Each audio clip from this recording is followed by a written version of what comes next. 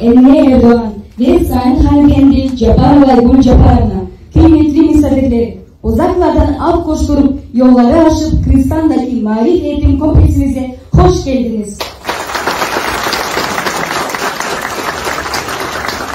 Benim adım Edgit. 2024 baharında Cumhuriyet Sistem Olimpiyatlarında hızlı robosumo ve robofutbol kategorilerinde birincisi olduk. Hoş geldiniz. Benim adım Aydan. Projemiz aslında burada yollarda trafik sıkışıklarını azaltan, enerji verimliliğini artıran ve aynı zamanda Kırgız geleneksel yurt tarzında yapılan bir otoban sistemi. Kendi kültürümüzü de yanlandıralım. Türk sayı olarak, şekil olarak da hem de Bişkek'te Orta Asya'sında ilk olarak bu projeye patent alarak inşallah gelecekte geliştirmeyi düşünüyoruz. Gördüğünüz üzere Teknofest'te ikincilik ödül aldık ve de milletlerinde ödüllerini inşallah bu akşam İstanbul'a bu projemizle davet edildik TÜBİTAK tarafından da okulumuz adından sağ olsunlar desteklerlerimizle. İnşallah bu akşam da yarışmaya çıkıyoruz bu projemizle. İstanbul'a mı gidiyorsunuz? İnşallah bu akşam takımımızda. Evet.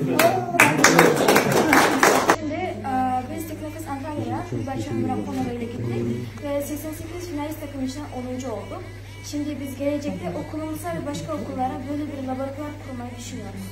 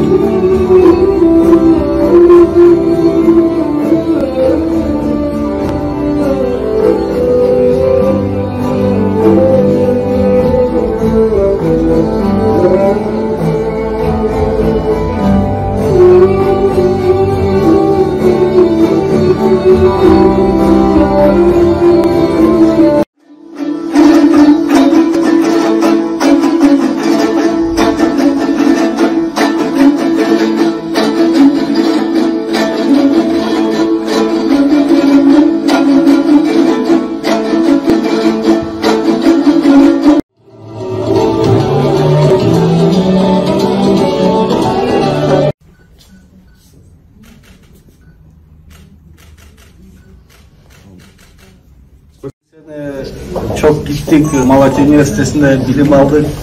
Oradan nakli öğrenip geldik. Ne nakli? Karaca mı? Hayır, kemik iliği naklini öğrendik. Ondan önce böbrek naklini, bir karaciğer naklini da bizim elemanlar okup geldiler. Türkiye bize çok yardım ediyor. İnşallah edecek, kardeşiz biz. Tamam, bundan sonra da ne zaman gerekirse inşallah hep sizin yanınızdayız. Her zaman.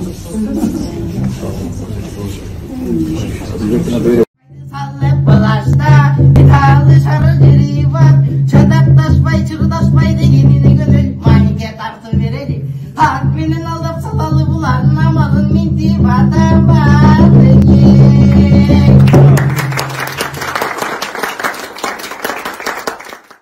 Süslüyoruz. Burada Türkiye'mizin sembolleri olan bazı resimler ve turistik yerlerini karikatürler vasıtasıyla etkileşimli bir şekilde onlara göstermeye çalışıyoruz. Yine belirli günler ve haftalara yönelik çeşitli dekorasyonlarımız oluyor. Burada da onun bir örneği olarak Çanakkale Şehitler Bahçesi'ni görmektesiniz.